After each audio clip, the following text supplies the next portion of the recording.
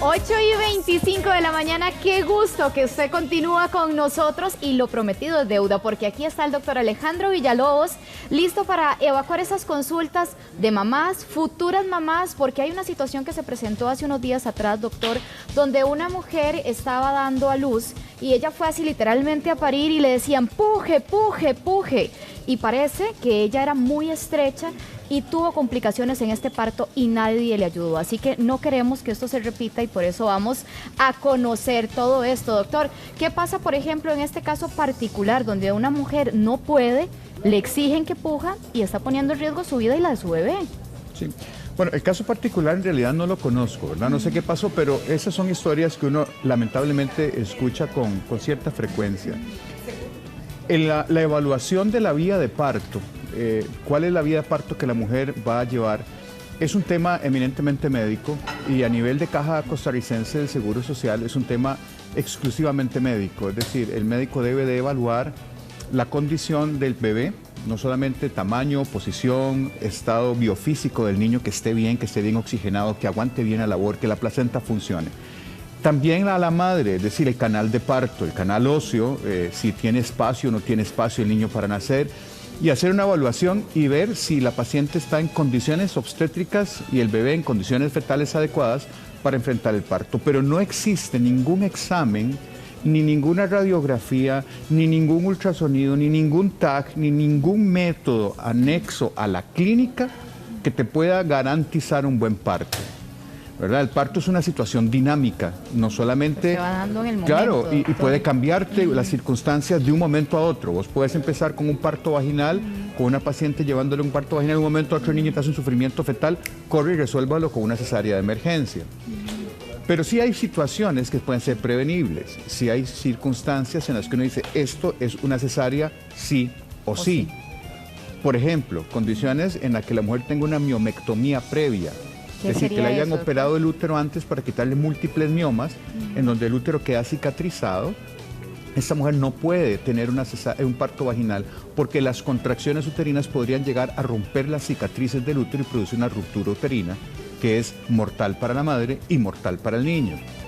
Paciente con 2 cesáreas anteriores, por ejemplo, esa es otra circunstancia similar a la miomectomía, en el cual el útero tiene 2 cicatrices y no es capaz de soportar las contracciones en un tercer parto y podría romperse la cicatriz uterina y provocar una ruptura. Otra condición que es sí o sí cesárea es una placenta previa, por ejemplo. Una placenta previa es una placenta que está implantada sobre el cuello del útero, está por delante del bebé, y en esas circunstancias el bebé no puede nacer por vía vaginal.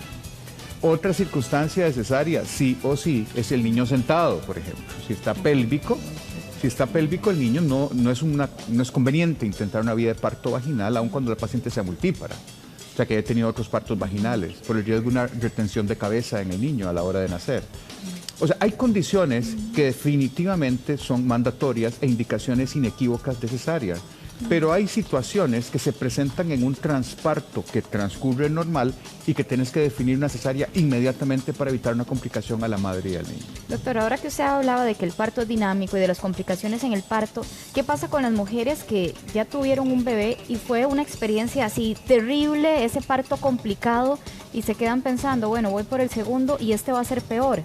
¿Qué pueden esperar ellas? ¿Será que si esa regla se da, es peor el segundo? Vamos a ver, esa regla tiene sus excepciones. Vamos a ver, no necesariamente el que un parto haya sido difícil, el segundo va a ser igual. No necesariamente, pero depende de lo que haya sido difícil.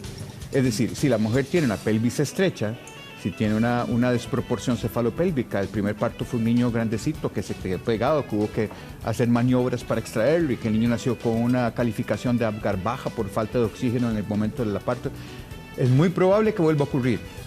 Es muy probable que vuelva a ocurrir, pero la condición anatómica de la mujer no va a cambiar.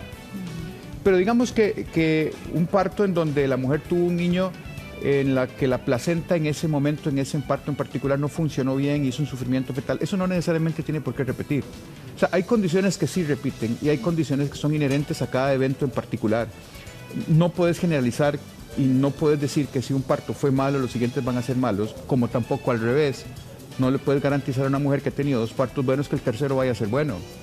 Cada parto, cada situación es un evento individual. Sí hay condiciones que pueden extrapolarse y uno aumentarle el riesgo de que pueda haber alguna complicación, pero no es una situación realmente mandatoria que vaya a ocurrir en todos los partos. Perfecto. Doctor, veamos en el caso de mujeres embarazadas, por ejemplo, hay ciertas enfermedades muy comunes, lastimosamente en nuestro país, diabetes, presión alta. ¿Qué pasa particularmente en el caso de estas mujeres? ¿Qué cuidados deben tener durante el embarazo, antes y después del embarazo? Eso que acabas de decir es muy importante. Una mujer que tenga algún padecimiento crónico, médico, hipertensión, diabetes, epilepsia, asma, cualquier circunstancia crónica médica, la paciente no debe embarazarse en forma accidental. Es decir, el embarazo debe de ser planificado para que ella se embarace cuando esté en condiciones de salud óptimas, que no le vayan a empeorar su situación o que su situación no vaya a comprometer al niño. Entonces, por ejemplo, en las pacientes que son hipertensas, tienen que tener una evaluación previa para ver cuál es el antihipertensivo que está utilizando, qué dosis se está utilizando, si ese antihipertensivo es un antihipertensivo que se puede usar en el embarazo o no, y qué daños hay en órganos blancos que haya producido la hipertensión para ver si el embarazo puede transcurrir normalmente o no. Por ejemplo, si la paciente es hipertensa y tiene además problemas renales como consecuencia de la hipertensión, o tiene problemas en retina, o tiene problemas en corazón, entonces uno va evaluando el riesgo. Entonces, una paciente que sea hipertensa, sobre todo las diabéticas, es todavía más importante, porque hay que ver qué medicamentos está tomando, en qué momento está la diabetes bien compensada, con buena nutrición, con una buena dieta y con una buena medicación, para que no haya un riesgo aumentado, incluso de aborto, que hay un riesgo aumentado en mujeres diabéticas cuando se embarazan en forma inadvertida.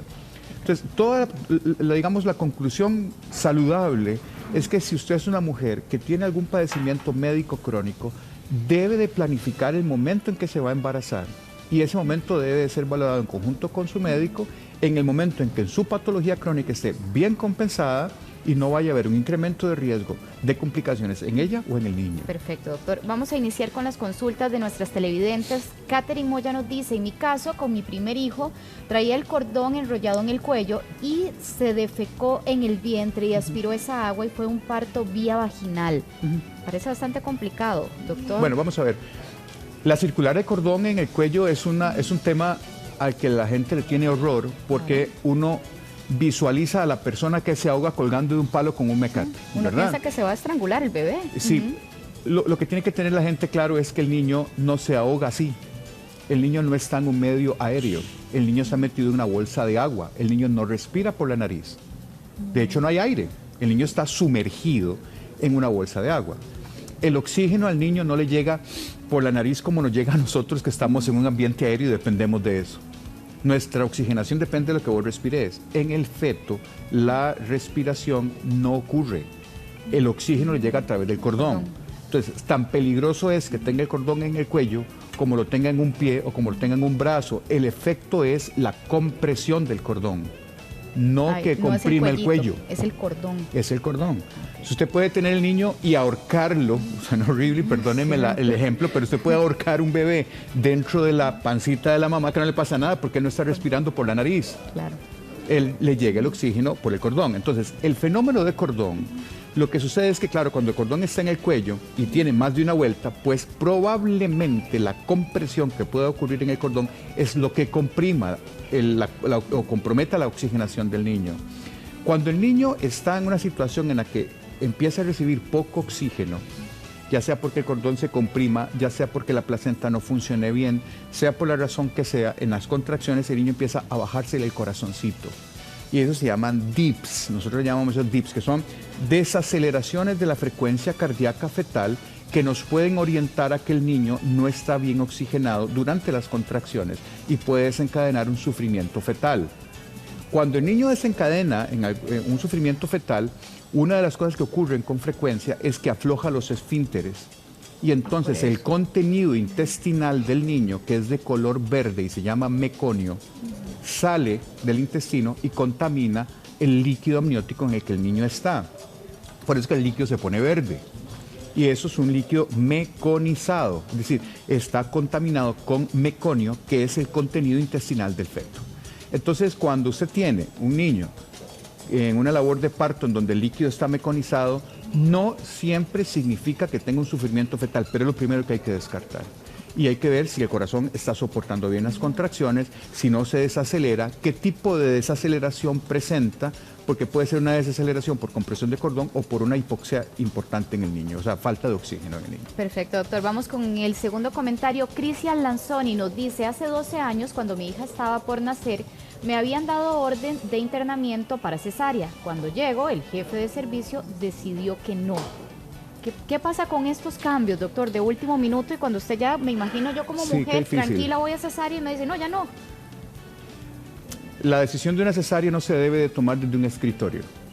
O la decisión de una vía de parto no debe de ser tomada en un escritorio. La decisión de la vía de parto hay que tomarla con el paciente, examinándola, viendo las condiciones obstétricas de la paciente, viendo las condiciones del feto, viendo la posición, el tamaño, todo eso. Usted no puede definir una vía de parto sin ver el paciente y decir en un escritorio, no se le hace cesárea, va para parto vaginal. Porque usted no está viendo al paciente, usted no sabe qué condiciones tiene. Eso es un error. No puede usted definir una vía de parto sin examinar a la paciente y saber cómo está.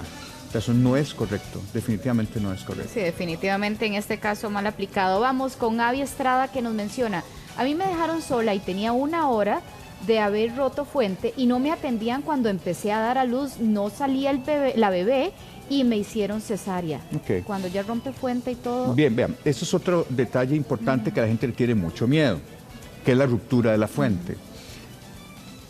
El líquido amniótico en el que está el bebé metido tiene ciertas propiedades o ciertas características que hacen que el bebé esté protegido. La bolsa protege al bebé de infecciones que asciendan por vagina. El líquido amniótico le permite al bebé moverse y entonces mueve las articulaciones, mueve los brazos, se desarrolla bien. Permite hacer movimientos respiratorios al niño, aun cuando no esté respirando oxígeno, lo que hace es movilizar líquido amniótico dentro del tórax y eso madura el pulmón. Entonces, cuando la bolsa se rompe, la primera de las consecuencias a la que uno le teme es hacia la infección del niño. Cuando la bolsa se rompe, el niño, digamos, queda expuesto a bacterias que pueden estar en vagina, ascender y contaminar las membranas y contaminar al bebé. Claro, ya no está protegido. Pues ya no está protegido. Esa ruptura de membranas, cuando ocurre, cuando la mujer ya está de término y el bebé ya está maduro y ya pueda nacer, se llama una ruptura prematura de membranas a término. Eso indica que el parto debe de ocurrir en un transcurso de tiempo razonable en el que el bebé no se vea expuesto a infecciones y puede ser hasta 14 horas.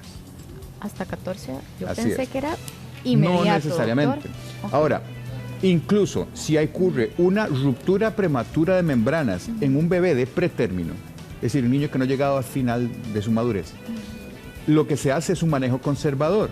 ¿Qué es lo que se hace? Se interna a la paciente, se vigilan por signos o síntomas de infección amniótica, de infección de las membranas, y la paciente se trata de mantener en reposo, acelerando madurez pulmonar, para que cuando nazca el bebé esté en mejor condición. Pero el hecho de que tenga una bolsa rota no necesariamente tiene que nacer ya. Okay. Pues entonces, yo tenía esa percepción, sí, doctor. claro, lo que pasa es que, claro, uno no puede dejar desatendido a una paciente con bolsa rota. Obviamente, lo ideal es, si ya está de término, favorecerle el parto, ya sea por cesárea o por vía vaginal. Ahora, el hecho de que tenga bolsa rota no necesariamente la obliga a una cesárea. Puede tener una bolsa rota con buenas condiciones obstétricas, usted le conduce el parto y la tiene por vía vaginal sin ningún problema. Excelente, doctor. Vamos ahora con Ivania, que nos dice, a mí me pasó, me decían que pujara, me metían la mano y mi hija estaba sentada al revés. Ni siquiera me hicieron un ultrasonido. Bueno, eso, sí, eso es, bueno, qué complicado, ¿verdad? Porque si usted va a evaluar una vía de parto, usted tiene que tener todos los elementos a mano para ver si la vía de parto es segura o no es segura. Por definición, no existe una prueba de parto en productos sentados. ¿Qué es una prueba de parto? Una prueba de parto es que usted le dé la oportunidad a la mujer de tenerlo por vía vaginal, teniendo todas las condiciones controladas, en donde usted esté en la posibilidad de resolver cualquier emergencia sin secuelas en la madre y en el niño. Eso es una prueba de parto. Ahora, ¿qué pasa en un producto que está sentado? Eso usted no lo puede garantizar. ¿Por qué? Porque el niño sentado lo primero que saca son las piernas, el traserillo, el tórax, pero la cabeza queda de último de salir. Y si te hace una retención de cabeza última, que se llama que la cabeza se queda pegada, ya usted no lo puede resolver. En cambio, si el niño viene de cabeza y lo primero que tiene que sacar es la cabeza y no sale, usted lo resuelve y no pasa nada. Por lo tanto, una prueba de parto no existe en un producto pélvico, porque usted no puede garantizarle a la mujer que le va a resolver la situación sin que se complique ella ni el bebé. ¿Por qué? Porque el último que sale es la cabeza. Entonces, sí es importante ese detalle, el hecho de que a ella no le diagnosticaron la presentación fetal, es decir, no sabían que venía pélvico. No hubo ultrasonido. No hace falta un ultrasonido. ¿No? Un buen examen clínico, un buen tacto vaginal, una clínica buena. El ultrasonido obviamente es una herramienta fabulosa, pero no es indispensable en estos casos. Usted puede hacer un diagnóstico perfectamente de que si el bebé esté pélvico o cefálico con el tacto y con un examen clínico. Y si usted tiene duda, complementa con el ultrasonido, pero Claro, se evidencia aquí que no hubo un buen tratamiento de la no sé, o sea, pues probablemente se les pasó un diagnóstico de un producto pélvico. Doctor, ahora que hablábamos de parto natural, de cesárea, usted decía que en el caso de 2 cesáreas, ya la tercera tenía que ser cesárea. Así es. ¿Qué pasa si es una cesárea? ¿Puede haber parto natural? Sí. ¿Con una sí? Si la cesárea es de tipo qué, vamos a ver, cuando usted incide el útero para sacar al bebé, la técnica que nosotros utilizamos y que se utiliza en todo lado es una técnica que se llama técnica de Kerr, que lo que hace es que se baja la vejiga y se incide el útero en una parte que se llama el segmento uterino, que es una parte delgadita de pared muscular, y ahí la mujer puede tener 2 cesáreas, 3 cesáreas sin riesgo. Pero si usted incide el útero en una incisión clásica que es hacia el fondo, o sea, en vertical en el útero, no en la piel, adentro en el útero, ella no puede volver a tener un parto jamás vía vaginal, y lo ideal es que no vuelva a embarazarse, porque el útero queda muy débil. Es una apertura total del útero, esa cicatriz queda súper débil y una parte más gruesa del útero, entonces un nuevo embarazo corre un riesgo muy alto de ruptura uterina. Pero contestándote tu pregunta, una paciente con una cesárea en su primer embarazo, ponele que fue porque el bebé venía sentado, pélvico en primigesta, es decir, un producto sentado en una mujer embarazada por primera vez. Eso es cesárea. ¿Ok? Pues resulta que en el segundo embarazo el bebé está bien acomodado, tiene una pelvis amplísima, el bebé está bien, el útero está perfecto, el líquido amniótico está bien, la placenta funciona divinamente, no tiene cordón arrollador por ningún lado, y la mujer quiere tenerlo por vía vaginal. Claro que puede. Perfectamente. Perfectamente sí puede. Bajo esas condiciones. Doctor, otro de las cosas que uno se pone a pensar, lo digo yo porque lo pienso como me encantaría ser futura mamá, medicamentos. O sea, uno está a la hora del parto con ese dolor. ¿Cuándo es necesario recurrir a los medicamentos y cuándo no? Porque a veces uno piensa que el bebé se puede ver afectado, ¿verdad?, durante el parto con medicamentos de este tipo. Si el médico le está indicando el medicamento para analgesia, tenga la plena seguridad de que es un medicamento que está probado, que no afecta al bebé. O sea, nadie va a dar un medicamento para el dolor en un parto sabiendo que puede ser el niño afectado. Claro. Todos los medicamentos que se utilizan para analgesia durante el parto son medicamentos seguros para la madre y para el bebé. La gente le tiene horror a la epidural, ¿verdad? Lo que pasa es que sí tienen que tomar en cuenta que es diferente la anestesia epidural que la analgesia epidural. Son 2 cosas distintas. Se ponen en el mismo sitio, en la espalda, pero en diferentes sitios y con diferentes medicamentos. La anestesia epidural es los medicamentos que se colocan para que la mujer no tenga dolor de nada y usted la puede operar y no sienta nada. Eso es anestesia, que no tenga dolor de nada, ni siquiera percepción. Y no mueven las piernas, porque los medicamentos también afectan la motilidad transitoriamente. Eso es una anestesia. Pero la analgesia que se utiliza para la labor de parto vaginal es para disminuir la intensidad del dolor, no para quitarlo. Entonces la mujer puede caminar, anda caminando con su bombita de analgesia epidural. La intensidad de dolor, si vos tenés de 0 a 10 graduado el dolor, como que 10 es el dolor que te está matando, con epidural baja a 2. Entonces estás confortable, estás respirando bien, el bebé se oxigena bien, acelera la labor de parto porque la mujer no está ansiosa pujando antes de tiempo y no edematiza el cuello del útero.